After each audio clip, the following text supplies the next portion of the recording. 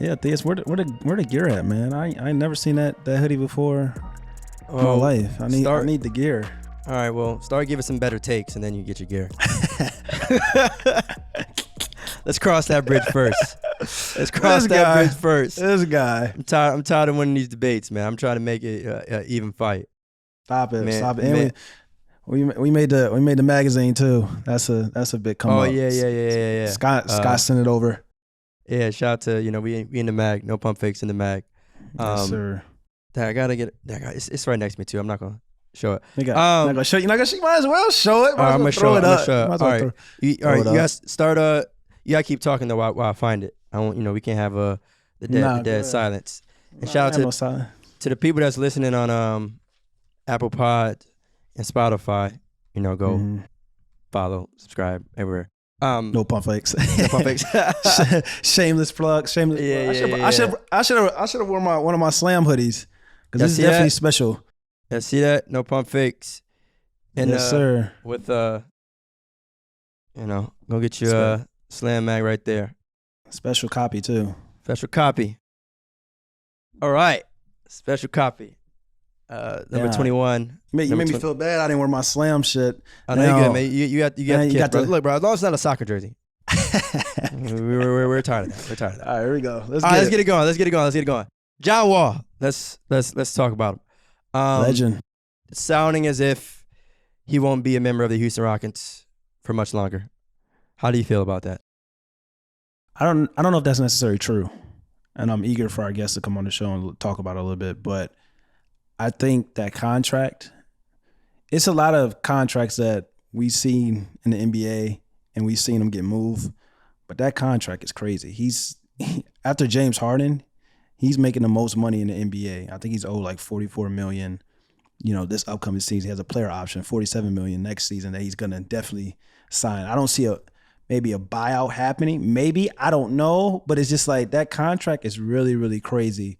But John Wall is still a great starter in this league. It's not, I want to say 10 point guards probably better than a healthy John Wall. But the thing about it is like that was his first season coming off of 2 years of serious injuries.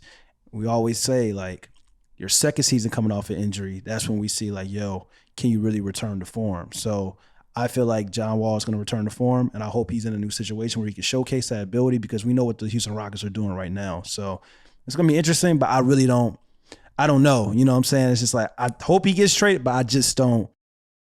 Part of me feels like it's may not going to happen this year. I think it should, just as the best case scenario for John and the organization as a whole. They're clearly not in win now or win championship mode, and John is clearly, at the age and point in his career where he's not really trying to build and like develop rebuild. Like he's in championship mode right now, which he should be. I mean, everything he did for the Wizards and that organization, playoffs and championships should be at the top, of his priorities. But I tell you this though, if he does get traded, that'd be good news for you.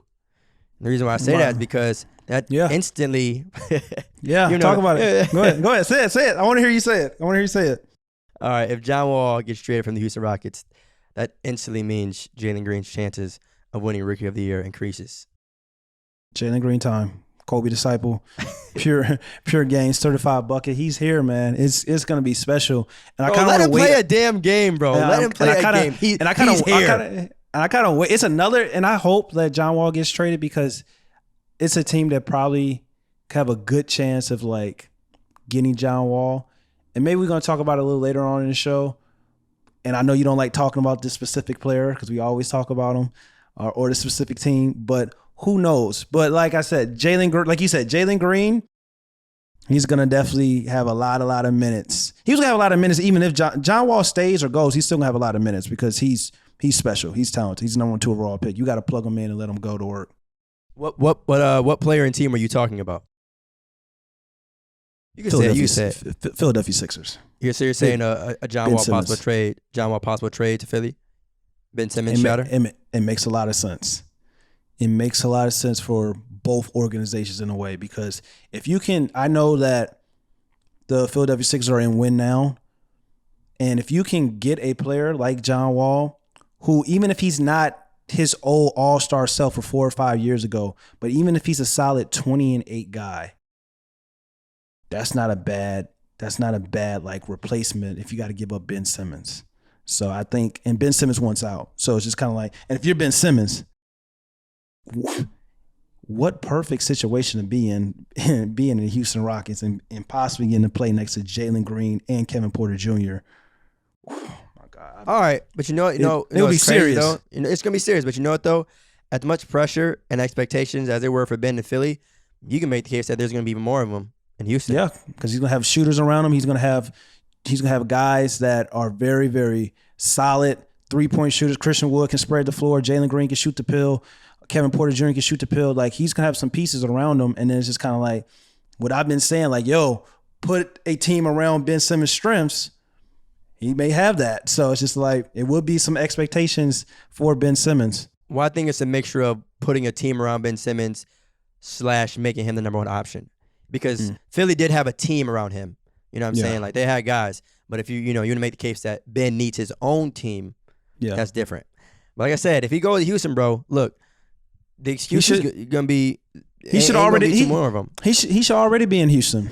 And the Philadelphia Sixers, they dropped the ball already. They dropped the ball already. Ben Simmons should already be in Houston. James Harden should be in Philly with Joel Embiid. But whatever, we can talk about that another time. But it's just kind of like the Philadelphia Sixers dropped the ball. Anytime you have a chance to get a top 5 player in the NBA, you got to go out and do it. But that's I won't say Philly dropped the ball. I mean, they definitely could have. Well, no. Well, I mean, if there's one team, I'm saying it wouldn't be Philly. It would be that team. I mean, in South Beach. They were on some. No, we don't really know if Tyler Hero culture. Yeah, Tyler Hero culture. God, stuff like that. Yeah, that whole culture shit should go out the window when you're talking about James Harden. Like, there are a list of guys who it should not matter what the hell you got going on, in your organization, and it's not like James Harden is a person that's like completely so. It's crazy. Yeah, doing some crazy shit. He'd still a lethal and prolific scorer. That's a prolific scorer. It's crazy. That's a prolific score. It's crazy because it's crazy with John Wall. He supports local businesses as well, but James Harden supports local businesses as well. So was that one of the reasons why, like, it's South Beach. Of course, James Harden's going to have fun, in his free time supporting local businesses like he does with the Houston Rockets and like he's doing in Brooklyn. So if that's a problem when you're talking about like culturally, it was kind of like what he does off the court. And it's crazy because, like, it's a clip that just happened with James Harden where he's like talking to some younger kids and basically telling them like, yo, you got to work hard. You have to have work ethic. And people were like in the comments talking about James Harden telling these kids about work ethic. He doesn't have any work ethic. There's a guy, James Harden, that made it out the hood, number one. Number two, that went from a 6-man to a number one option on a franchise, changed the Rockets franchise around. And then he went from that, a franchise player, to an MVP, to being one of the greatest offensive talent this league has ever seen. So James Harden has work ethic. So it's just kind of like, it's just crazy, this narrative of like, oh, because of the way he looks, like people say he's not in shape, this and that. But it's just like, this guy's a certified bucket and he has work ethic. And it's just crazy that people will even question that. Yeah, it's just unfortunate though how that ending kind of came about in Houston, because you can make the case now that it's getting ready to be 3 Hall of Fame guards, 4 Hall of Fame guards that Houston has lost in the past couple years. Even Chris Paul, James Harden, Russell Westbrook, and now John Wall. What exactly are we doing? I mean, good thing that they got Jalen to kind of rebuild and get that franchise hopefully head in the right direction, but like, what's the point of getting talent if you're just going to throw it away? That's true. I'm trying to figure out. James Hardens don't come around every day. Yeah. Russell Westbrook, Chris Paul, guys like that don't come around every day. So it's like, are we trying to win, or are we just trying to, just play the game of just rotating guys? You know what they say about that owner? Like, he's a billionaire, so I can't say what people say about him because he's a billionaire. But it's a lot of people that feel that him removing certain players and trying to get rid of certain contracts and stuff like that, because like, he's not the most, it's crazy to call a billionaire. Like, he's not like the billionaire. He's not like Steve Ballmer in with the Clippers, So that could be a situation why that James Harden situation kind of forced, like, okay, we're going to give up James Harden for the free. You know what I'm saying? They got him for the free. And it's really crazy. Some draft picks, people get so gun-ho on draft picks. OKC, they got so many draft picks. Houston Rockets got so many draft picks. You don't know what those draft picks are going to become. Now, sure, like one pick became Jalen Green, but that wasn't even with the James Harden picks. That was more so like the Houston Rockets was just trash this year. So it's just like those other draft picks, we don't even know what they're going to become because you still have to draft and develop players. It's just like people love draft picks, but you have to find the right players. Then you have to develop them as well. So it's just kind of like... And even that part, the developing, it's like, I get it, right? You trade a talented veteran or a proven veteran for draft picks to eventually develop. But if you already have a talented veteran, why are you trying to like go the route of like, all right, we need to find someone else? You have one. There's no guarantee that Jalen or any of these players are going to be something fantastic. And it's not to say that I don't think Jalen will be, but we already know what James Harden is. You already know that. You already know that. What's the deal with having talent and trying to, all right, let me find the next diamond in the rough? You got one. Yeah. What the hell? Yeah, but James Harden also won it out too as well. Like that plays a factor. But I definitely get what you're saying. But James Harden did one out, and it's just like he maxed out everything he can do with the Houston Rockets. You know, he went up against a dynasty. He became a MVP. Became one of the greatest offensive talents in the history of the game. He maxed out everything while doing it by himself pretty much for most of his career with the Houston Rockets. I know they got Chris Paul for a couple of years and then Russell Westbrook, but it's just kind of like, that's just what it is. It is what it is. I think James ran into circumstance, and I know people are going to joke about, the playoff success and all that, but, playing in an era with, the Warriors dynasty was kind of at their peak and stuff. It's difficult, and then to, I said it all the time. I haven't even mentioned LeBron with the Lakers. You know what I'm saying? So it's like, and don't get me wrong, you know me, I value winning more than anything, but when it comes to just overall, just like, hey, sometimes the team is better than you. Like, very simple. You can sit here and talk about talent and all that. Yeah. Oh, them dudes is nice. You looking around, like you looking around. Yeah, that's why I couldn't fault James Harden for winning out. It's just like you looking around. You're like, damn, we not beating the Lakers. Like, I'm not winning the championship this year, especially with the rosters. Like once Russell Westbrook left, Chris Paul out, it's like, damn, like who? It's like my second best player on my team is who's a stud, Eric Gordon, very underrated. But it's just kind of like your second best player can't be Eric Gordon on a championship caliber team. You know what I'm saying? So, and that's kind of what James Harden was looking at. And then people were talking about Christian Woods. Christian Woods was the perfect like hybrid big man for James Harden, and a player that he needed all that time with the Houston Rockets. Like if you would have paired James Harden with Anthony Davis, that would have been a championship. So it's just kind of like Christian Wood was the perfect piece for James Harden, but it was just kind of like James Harden just won it out. And then Christian Wood got hurt early on the season as well. So it's just like, he was like, let me get the hell up out of here. You can't fault him. If you were James Harden and you were on the Rockets, would you have requested a trade? Yeah, of course I would have requested a trade because this is a new era. Like people talk, it's no loyalty in sports. You got to do what's best for you. I go back to this. It's the whole concept of like, people love to talk about, it's crazy. This is the most casual thing I've heard for years. LeBron James started the super team era. LeBron James was getting his ass kicked by a super team himself with the Boston Celtics. So it's just like, let me get this right. You wanted LeBron James to keep losing and losing and losing against 3 All-Stars and plus Rondo, young Rondo.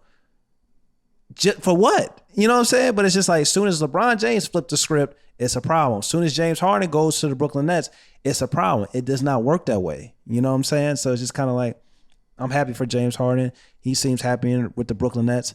I think that he's probably going to sign a multi-year contract with Brooklyn. Also, I think Kyrie Irving is going to sign a multi-year contract with Brooklyn. That's what we need to get to talk about next. The Kyrie Irving situation that's going on. That's been going on the past few days in the media as well.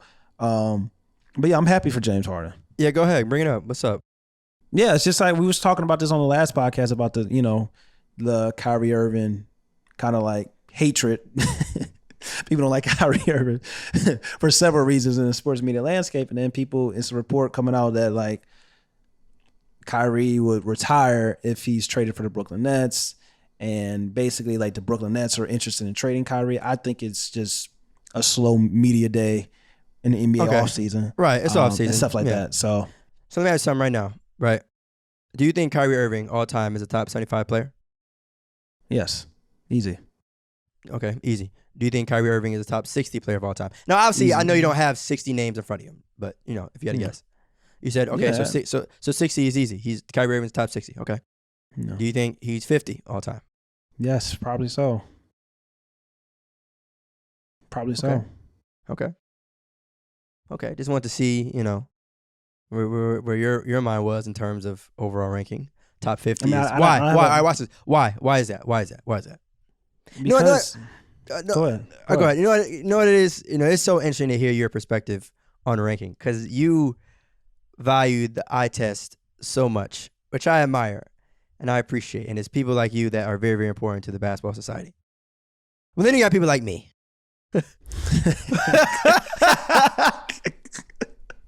And then you got people like me. I like winning basketball games, and I'm so happy that Kyrie Irving has a championship. He has one of the biggest shots in the history of the league. Maybe the. You think it's the? It could be. It's top 3, top 5. If it's not the, it's top 3, top 5. But I think Ray Allen's corner 3 in Miami is that's number fine. 1. Top and I'm not 3, even just trying to say it to be biased, but I think when you combine, going back to Kyrie, when you combine Bron's block and Kyrie's shot. That's beautiful, yeah. But Ray, because you know what it is too? Like, watch this. If I was at the other side, right? If Kyrie misses that shot, there's still ball game left to be played, right? Okay, yeah, I understand that about the shot. If Ray misses that shot, of course, like the entire, like so many things change because of that one shot. You know how big of a Miami Heat fan because Dwayne Wade's my favorite player of all time. Man, I had tears in my eyes before that. I was like, yo, this is really about to happen. Like I was really going through it. It was an emotional roller coaster, that game. And that series I always say that I think the 2016 series is crazy because LeBron James to me has played in the 2 greatest to me playoffs finals. That's because he's been in damn near all of them since like when he was in the league. Ever. So it's just like wow, and he won both of them. But go ahead. You were talking about Kyrie though. No, yeah. Oh yeah. Just Kyrie and overall what he's brought to the game and overall ranks and stuff like that. Because Kyrie, he's been borderline in MVP conversation a little bit at some point in his career. Obviously, he hasn't won one, but that championship, to me, holds a lot of weight in terms of his overall career. And not even just that shot, but Kyrie being, on the highest stage, performing at the highest stage, highest to me level, speaks volumes. Top 50 player of all. Yeah, he's a top 50 player of all time already. And it's crazy because this is what already he's stamped. You can't be the most skilled point guard in the history of the NBA and can't be top 50 of all time, Theus.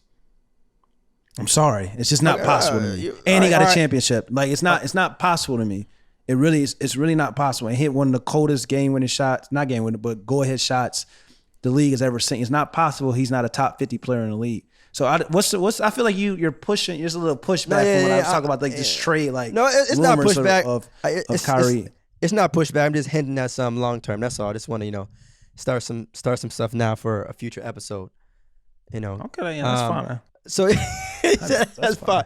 All right. So if you had to choose one, and we did a post on D Rose and that there's people out there that shout out to Max, he posted on Slam, but there's people out there that still can't see Derrick Rose's greatness, even though it's been.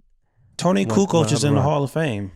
Oh no! See, I wasn't talking about Hall of Fame. Hall of Fame. Oh yeah. That's there. Yeah, you're right. You know what I'm saying? Like that in itself should just let you know Hall that of like, we shouldn't even stop. We shouldn't even have an art.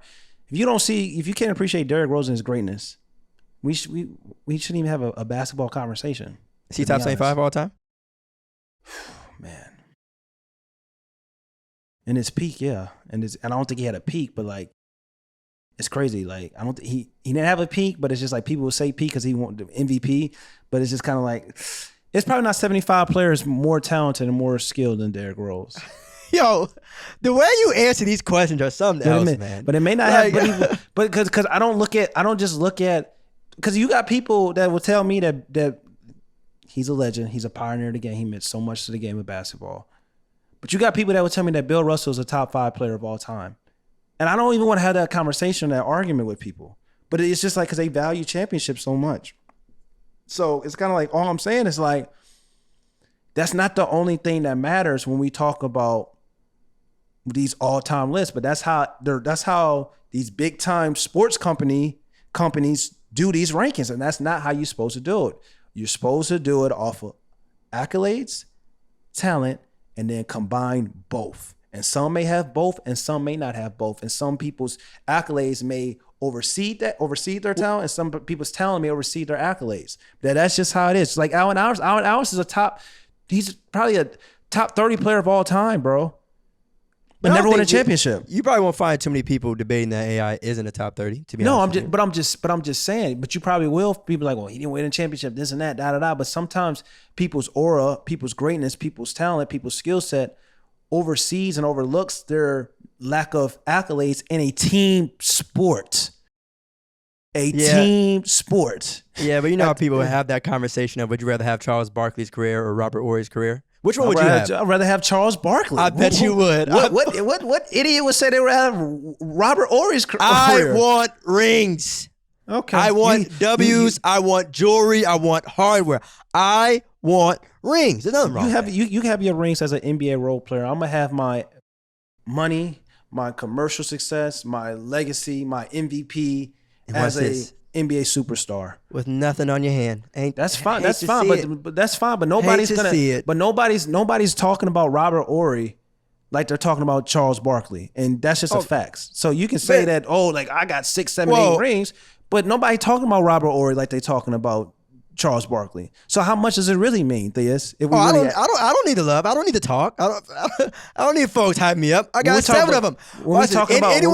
When we talk about, would say shit about Robert Horry, ask them if they got 7 rings. If the answer to that question is no, Charles Barkley we talked about for generations and generations and generations. Robert Horry will be forgotten about. So those rings, that's what I'm saying. You can talk about those rings, but at the end of the day, Charles Barkley's legacy will live on and on and on and on. Allen Iverson's legacy is going to live on and on and on for generation to come. So like I said, you can talk about those rings in a team game, a team sport, all you want. But all I'm saying, accolades do matter, because you make it seem like I don't care about championships, and that's not the case. Accolades do matter, but skill and talent matters just as much as those accolades. And then you combine the two, that's how you make those top lists. You just don't make a list based on who got the most rings, because that's very casual to me. But well, yeah, I think when it comes down to it, though, it's used as some sort of tiebreaker, right? I don't think anyone that's fine. Like, that's fine. A tiebreaker is fine. Like if guys are close, it's like the AI, I guess, versus Wade debate. Like whoever you're choosing, I think ultimately because Wade has those rings, people might feel like, all right. But Wade also that's a bad, because Wade had talent and skill. Right, but I'm saying, but that can go back and forth. A lot of people feel like it's definitely Wade. A lot of people feel like it's definitely AI. I don't think if you ask 20 people, you would get like 20 people in favor of one of them. But I think ultimately it would fall down to the rings. Obviously, playing with LeBron James helps with that, but it goes back to what people feel about the whole concept of, when we talk about certain players, it's like the whole top 10 player in the world versus top 10 talents in the world. It's different. Some may be on both lists, some may be on one list. So that's the kind of what we look at. And to me, I would look at, when I'm ranking my top 10 players, I'm not just looking at who can lead their team better as a first option. I'm also looking at guys who are skilled and talented, whose game is close to having zero flaws offensively and even sometimes defensively, depending on if they're a wing or not. Because I think when you're a wing, basically a big, small forward and up, defense really matters more so than when you're a little guard. I hate to say it, but it's kind of like when you're a wing, you gotta play. Yeah. It matters a little bit more. That's why I'm a little bit harder on Luka Doncic is not better to play defense than I am on Trae Young, because Luka Doncic has a size. He's 6'8", he's big. You should be able to defend better than than a 6'2" Trae Young. So yeah. That's how the game goes. No, you're right. And I mean, one person that hopefully we'll see how he performs this upcoming season, but Jalen Green, obviously one of the younger guys in this league, number 2 overall pick. So with that being said, we're gonna tap into some more Houston Rockets talk. All right, let's get it. What's up, y'all? It's Theus McBee. Make sure you go follow No Pump Fakes on YouTube, Apple Podcasts, Spotify, and wherever you listen to your podcasts. All right, y'all. We got Kelly Eco here. Covers the Houston Rockets for The Athletic. What's up, man? How you doing? How y'all doing? Appreciate you having me on, man. Absolutely. So the first question that we have for you, I'm sure you know, it's going to be a pretty obvious one. What are your thoughts overall on this whole John Wall situation? I mean, it's been a while coming, honestly. Just from the fact that John Wall is 32, still wants to contend, he still wants to win a championship, still thinks he has a lot left in the tank. And the Rockets are going, they're going younger. They're trying to rebuild. They're trying to develop, Jalen Green, Kevin Porter Jr., Christian Wood, those kind of players. And I think it's more of a business decision. It's not really any ill will. It's not like the James Harden thing where, he just wanted to get out. Both sides are of the agreement that a split is best for both parties. So they're trying to work it out. Now obviously he has a law in his contract. I think it's almost $100 million over 2 years. So it's going to be hard to kind of find a trade partner right now. But the good thing about having it out there is that what's going on. There won't be any surprises. He'll still be around the team for training camp, but he's not going to play in the games just to give those guys room to grow and develop. He'll still be there as a mentor and as a strong voice in the locker room. But as far as on the court activity, he's not going to be playing. So I think it's the best decision going forward for everyone involved. Yeah, Kelly, you talked about his contract. It's actually a 2-year, $92 million, so close to $100 million. Basically close to $100 million. Do you realistically think he's going to get traded this year, or do you think both sides are kind of waiting for a buyout probably? So the tricky thing about a buyout is that from the Rockets standpoint, if you go back to how they got John Wall, they got him by giving up Russell Westbrook, and they got Russ by giving up Chris Paul. So if you do a buyout, I think the Rockets still want to get something back for him. And he's not like he's a contract dump in the sense that it's a lot of money, but he's still a good player. He averaged 20 and 7 last season, off a 2-year injury that a lot of people couldn't come back from. And he's still a serviceable guy. You just need the right situation to impact winning. And he can't do that on a 17-win team. So there are other contenders that could use him. And I think what the Rockets need to do is maybe see if that number can come down some. And so that might be having to wait a year. You never know. But, right now, they're putting it out there that, if you want him, you can come and get him. He's not going to play, so he won't hurt his trade value by potentially getting injured. He's just going to be there healthy. People have told me around the team that he looks good. He looks great in training, looks great in practice or whatever. So I think the biggest thing now is which team is gonna because I think the NBA is in a holding pattern. With the whole Ben Simmons thing, they're trying to see who's gonna take Ben Simmons on. So after that happens, then you'll see other trades happening because right now the NBA is like a domino effect, and they're waiting to see the first big thing to fall down. Do you think the Rockets should go after Ben Simmons? Because I think that's the most. I thought they should have a long time ago. I thought they should have. I thought they should have done it whenever James Harden was still on the roster. I think it would have been a great fit because coming to Houston, he doesn't have to play the one. If you're going to build around Kevin Porter, Jalen Green, he could be a 4. He would be a devastating 4. Like you look at Draymond Green now, and how he's able to impact the game and impact winning for so many years. Ben Simmons is taller, stronger, and a damn near better defender. The shot is always going to be there, and the lack of shooting, whatever, but it's more of a mental thing than an ability thing with Ben Simmons. And I think that they should have done that trade when it was first presented to them because it was on the table for sure. But so, all right, if going back to John, if the Rockets did decide to trade him this season, what do you think the Rockets would need in return? So there are two ways to look at it. Right now, because of where they are in the rebuild, the quickest answer is to say young players. But if you lose John, you're also losing, a veteran piece. And you can't have a roster with extremely young guys. You can't have entirely young guys. You still need guys to balance out the roster. So, people like DJ Augustine, who's on the team right now, that's a good example of who you should look to bring in if, John goes. There are still other guys.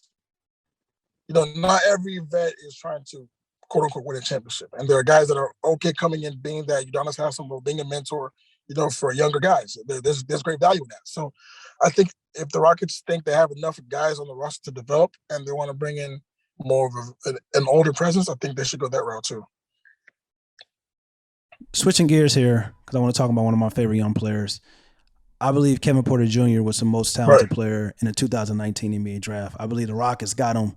You guys got him basically for a bag of peanuts. Can you talk about his development and how good he can be? Because I believe he's a franchise caliber player. The thing about Kevin Porter Jr. is that he's extremely talented. I think the Rockets did get him at a steal. The way they got, like he essentially fell into the lap, and they sent him down to the G League to kind of develop him, to kind of switch to a lead guard role, trying to be a point guard for the future. They brought him back up. He had some bright spots. He had some okay spots, but I'm very high on his ability just because you can see that he has the it factor. He can score from all three levels. Mm-hmm. He's a savvy playmaker. He can make some ridiculous passes. The turnovers will be there because anytime you're going to have a young player with that much responsibility, there's going to be mistakes. Like that's obvious. But I think they're in a good spot right now, having to go with him at he's only 21 years old. If you have him and Jalen Green on the roster for a decade, you're going to get two guys that can be perennial all-stars. Like, honestly, you just need the right development, the right system, and a space where they can grow and learn through their mistakes and not be, under that pressure. I think in Cleveland, there was too much pressure because there was so many other things going on with the team, and he needed that nurturing as a young guy. And I think Houston having someone like John Lucas who can be there for those young guys, and people like Eric Gordon, Dan House, that can be there and help him, and Steven Silas, who's a player's coach. I think it's going to be great for his development for years to come. Yeah, and I mean, you mentioned another young piece that the Rockets have, obviously number 2 overall pick in Jalen Green. What do you think Rockets fans should be excited the most about when it comes to Jalen? I think it's swagger. Last season, there was a big gap there was a lack of excitement about the team. People just kind of dreaded those game nights because you kind of knew what you were getting. With Jalen Green now, that you're bringing the wow factor back to Toyota Center. You're bringing somebody who's not afraid of the moment, who's going to be a top 5 scorer in the league for years to come, who's not afraid of the big moments, and who wants to win. Talk about it. In a rebuild, you need guys that are – the point of a rebuild is to eventually get back to the top.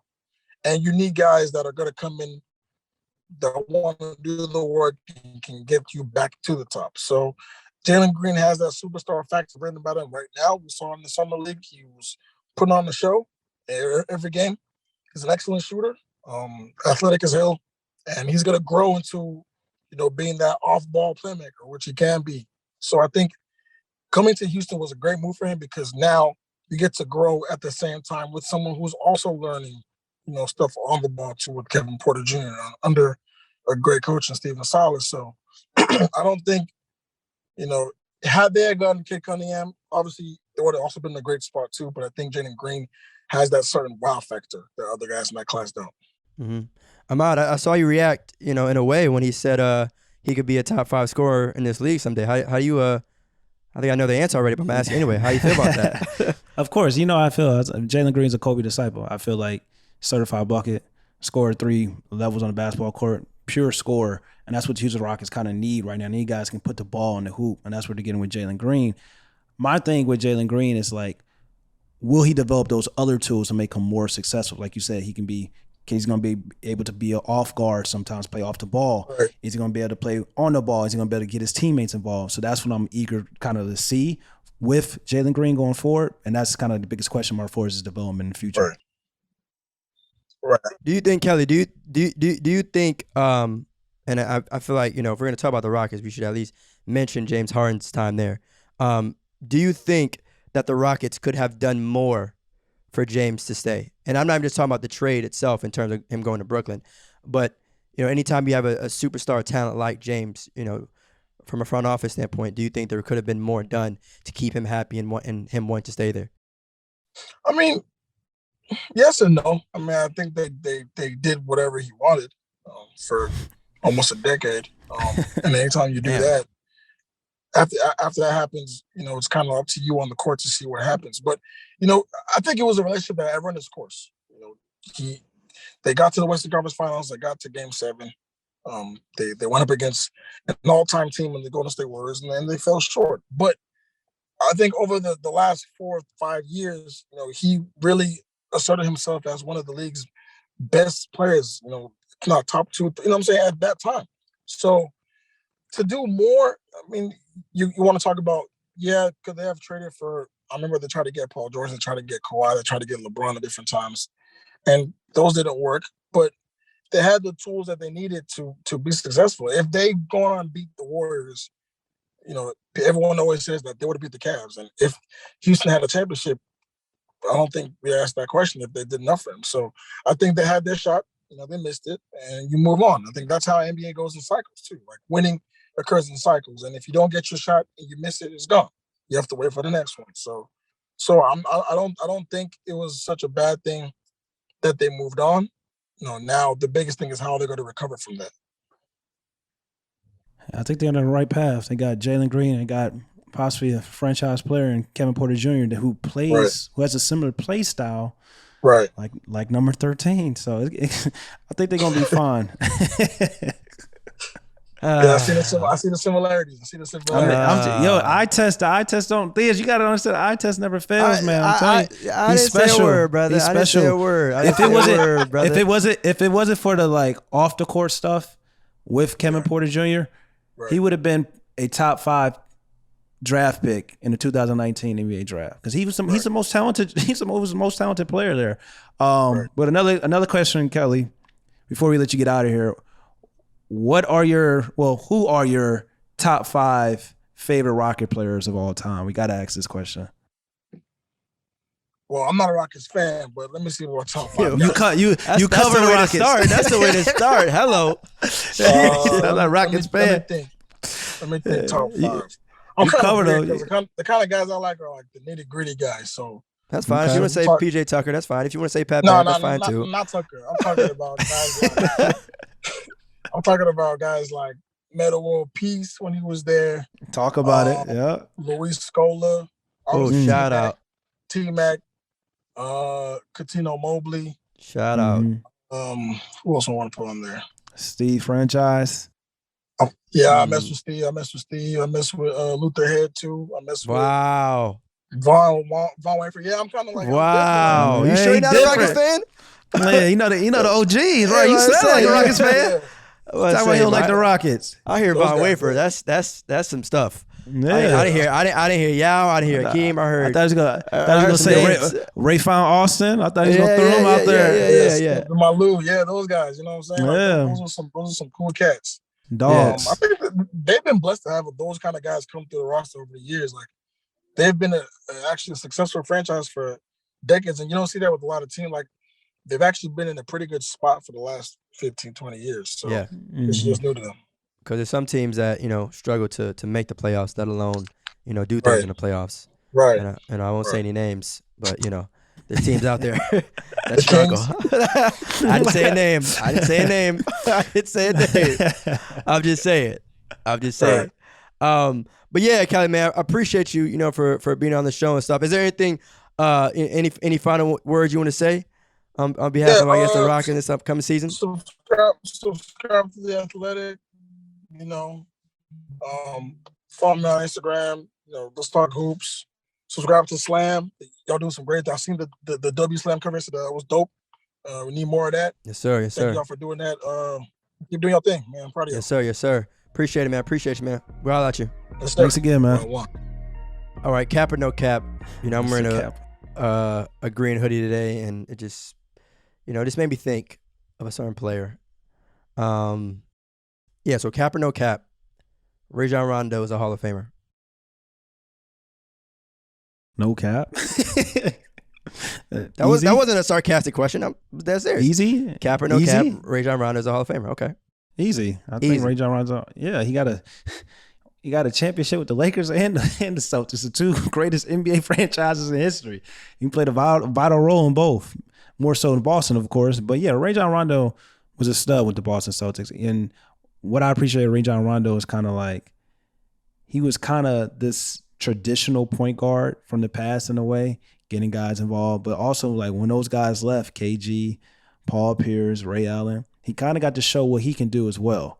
So, which was very cool to see with the Boston Celtics when they were kind of trying to build around him. They couldn't really get the right pieces around him to have a successful like organization for years and years and years. But he had some success without those 3 key major Hall of Famers. But All I can say is, bro, it's crazy. I don't like throwing any like shade or anything because that's not what I'm doing. These guys are NBA players. I see where this is headed. I see where this is headed.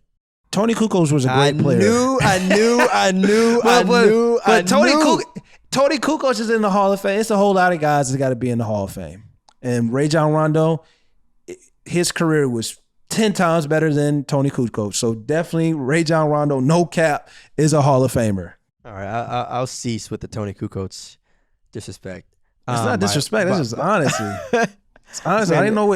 They let role players get in the NBA in the Hall of Fame. It's crazy. This man couldn't just say. Yeah, you could have just said that. Where are the Tony shade? Because Tony was because I was just shocked when I didn't even know Tony was up to be on Hall of Fame. And was eligible. Yeah, was eligible. I'm looking like and check this out. It took Chris Webber years to get in. Chris Webber? It took him years. Was this Tony Kukoc's first year on Chris Webber? Was this Tony Kukoc? I doubt it. I mean, it's been a minute since Tony's been playing. I doubt it. Okay, yeah.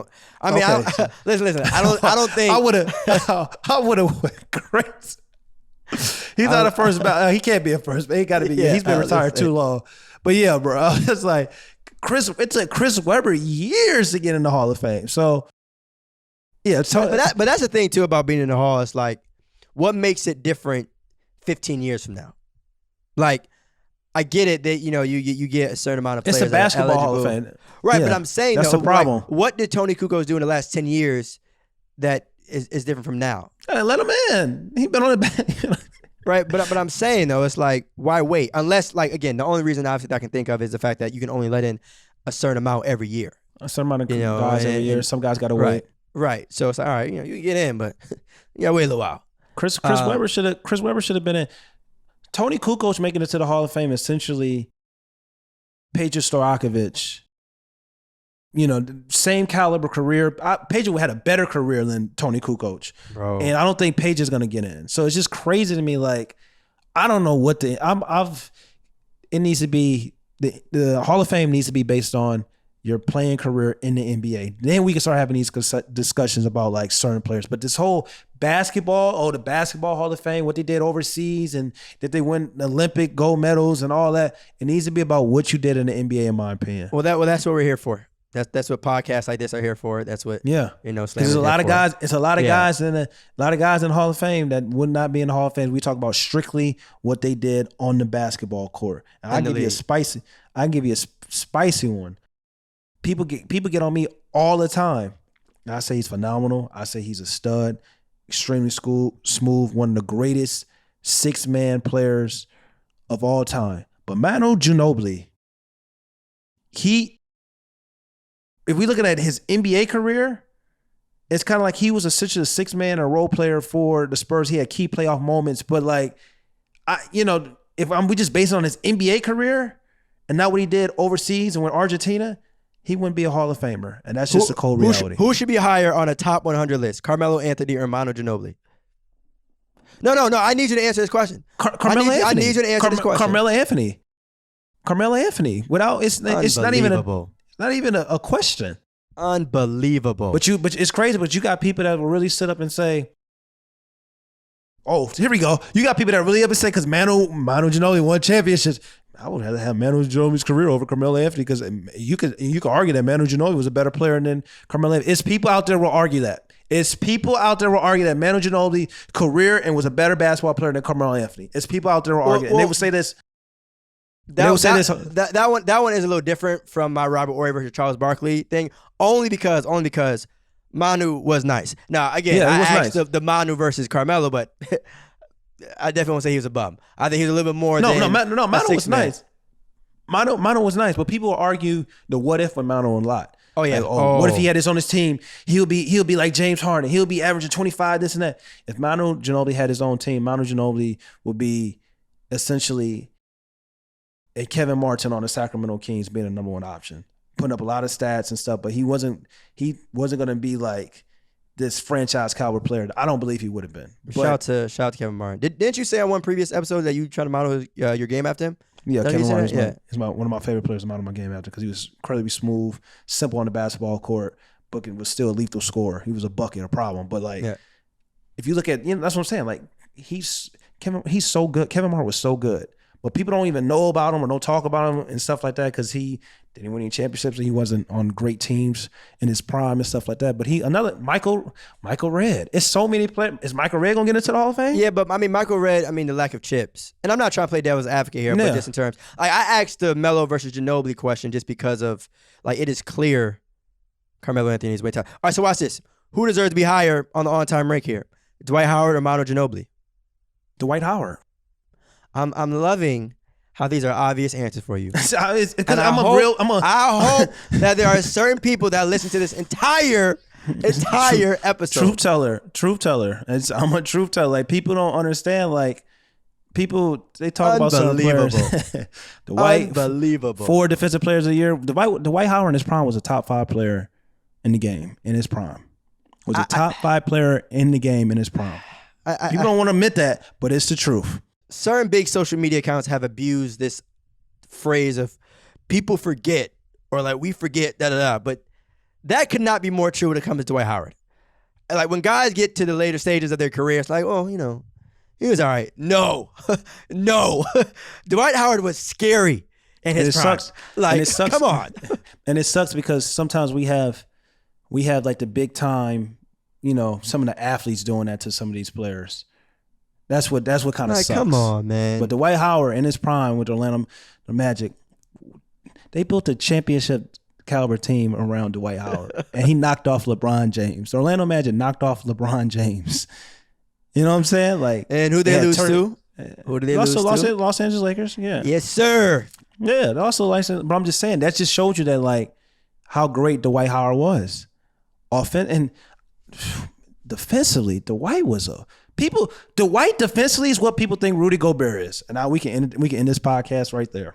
That's who they think Rudy Gobert is defensively. That's who Dwight Howard was. Dwight Howard in his prime defensively, that's who people think Rudy Gobert is when they giving all these Defensive Player of the Year awards. It ain't it.